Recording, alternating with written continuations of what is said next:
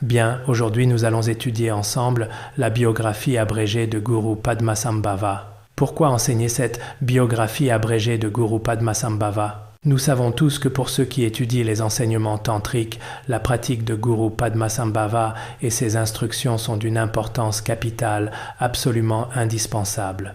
Ainsi, Padmasambhava d'Udhyana est reconnu par la majorité des écoles du bouddhisme tibétain ainsi que par certains chercheurs occidentaux comme un être vraiment remarquable. Cependant, il y a aussi des personnes qui ont toutes sortes de pensées discriminantes, notamment concernant la naissance miraculeuse de Padmasambhava. Certains en doutent. Il y a aussi des personnes qui remettent en question l'ensemble des accomplissements extraordinaires de Padmasambhava. Bien sûr, je pense que ces doutes, pour ceux qui comprennent le bouddhisme tibétain, tous ces questionnements se dissipent instantanément. Ces doutes sont très faciles à résoudre, mais pour ceux qui ne comprennent pas, il peut y avoir certains questionnements. Pourquoi ai-je traduit cela l'année dernière? Parce que cette biographie fut composée par Taranatha, diffère légèrement des autres biographies issues des Termas.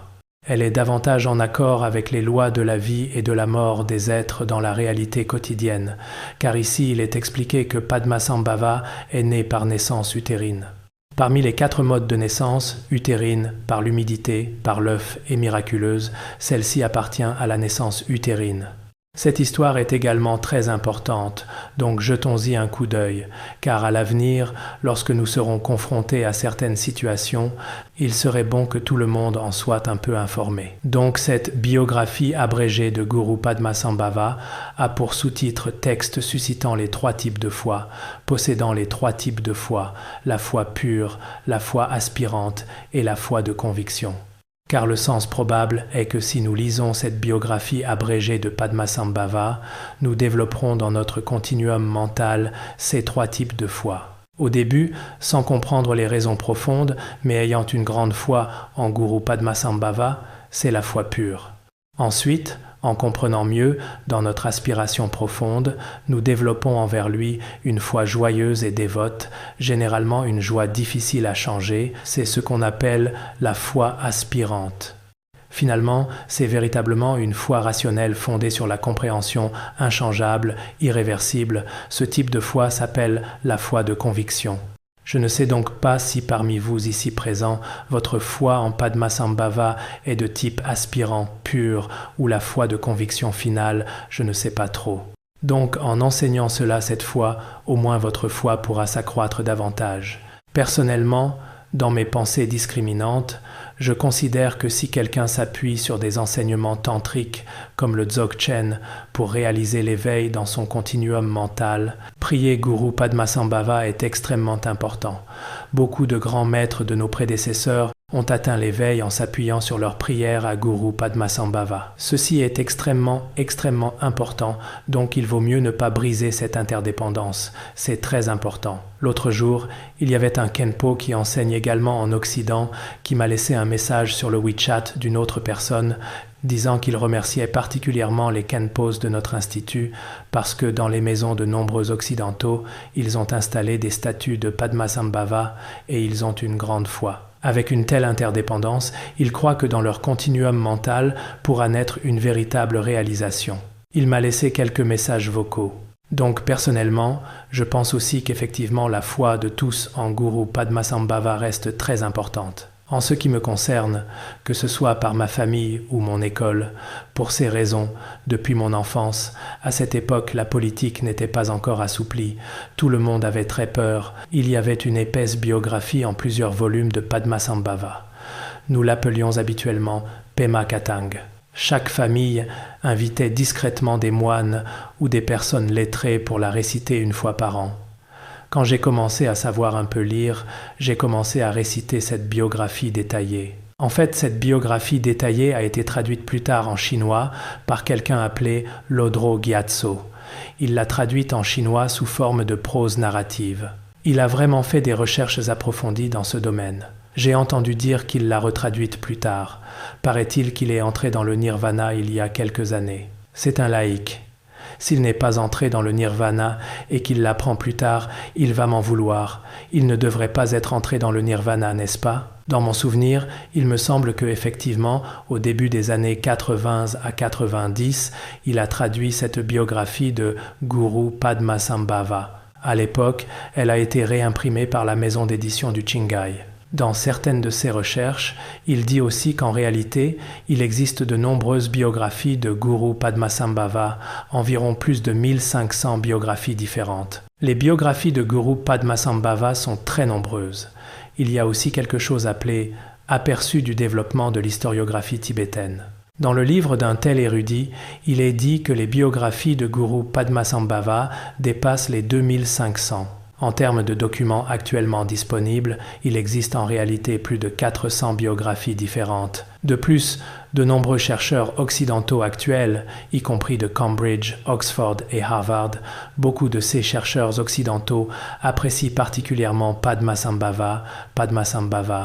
Lorsque le roi du Dharma est allé à l'étranger, ses traducteurs étaient particulièrement fluides dans leur traduction. Certaines traductions en anglais ne sont pas particulièrement fluides, mais leur recherche et leur foi en Padmasambhava sont vraiment très, très grandes. Bien sûr, nous savons aussi que parmi les biographies de Padmasambhava, il y a celle appelée « Biographie du continent de cuivre », révélée par le lama Nyanghrel Nyima Euser de Seterma. C'est la plus célèbre. Cela devrait être du XIIe siècle. Nyanghrel Nyima Euser a vécu de l'an 1124 jusqu'à 1192.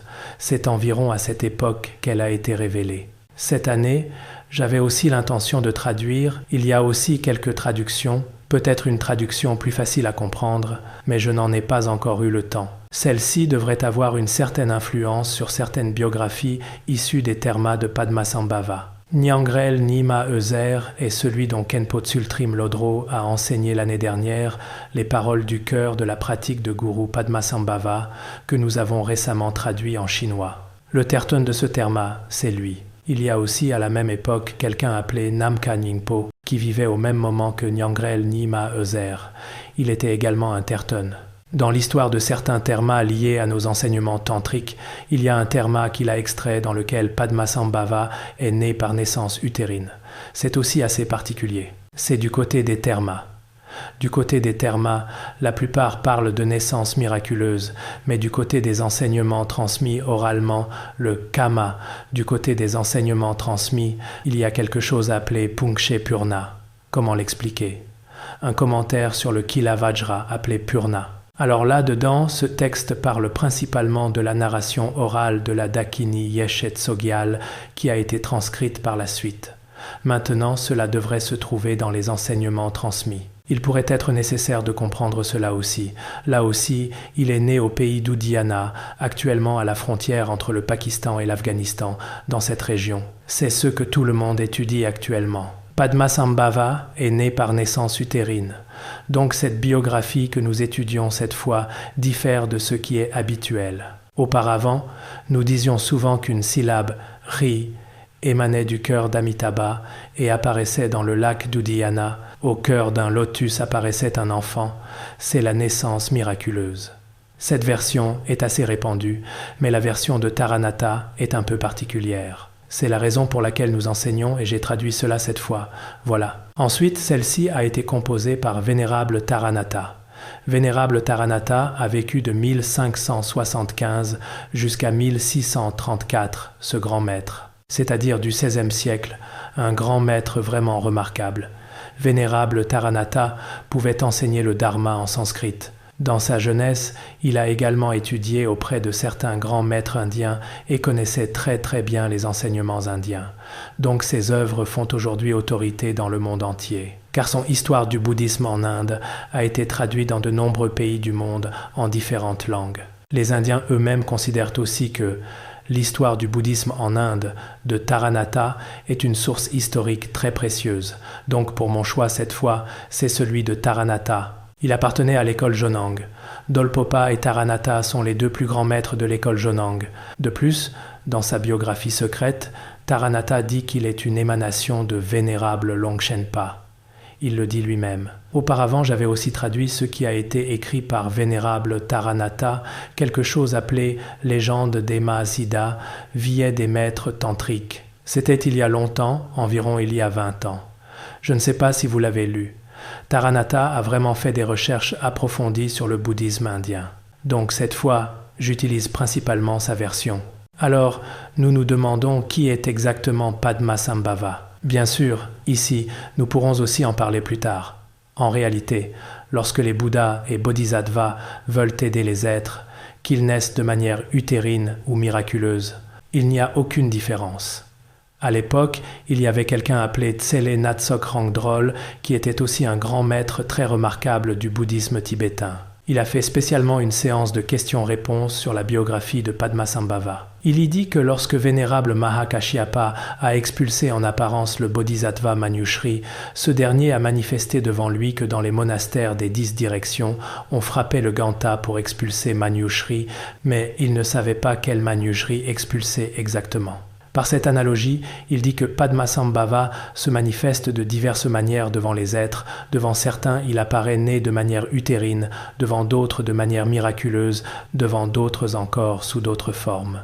Donc en réalité, du point de vue de la réalisation des êtres saints, cela ne devrait pas être contradictoire. Mais du point de vue de certains historiens actuels, peut-être que la version selon laquelle Guru Padmasambhava est né de manière utérine est plus facilement acceptée par tous. Donc maintenant, si quelqu'un à l'avenir a des points de vue différents concernant la vie de Guru Padmasambhava, nous devrions comprendre à travers ces textes. Si nous comprenons à travers ces textes, c'est très bien, sinon, pour certains, y compris maintenant concernant Jésus, l'histoire de ses parents comporte aussi certaines versions merveilleuses. En Chine aussi, il y a beaucoup d'histoires similaires.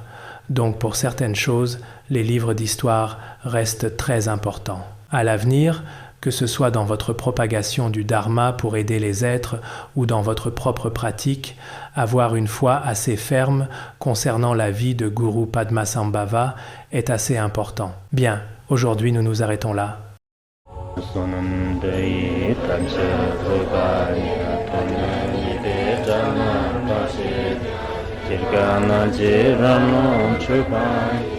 Jupun Solen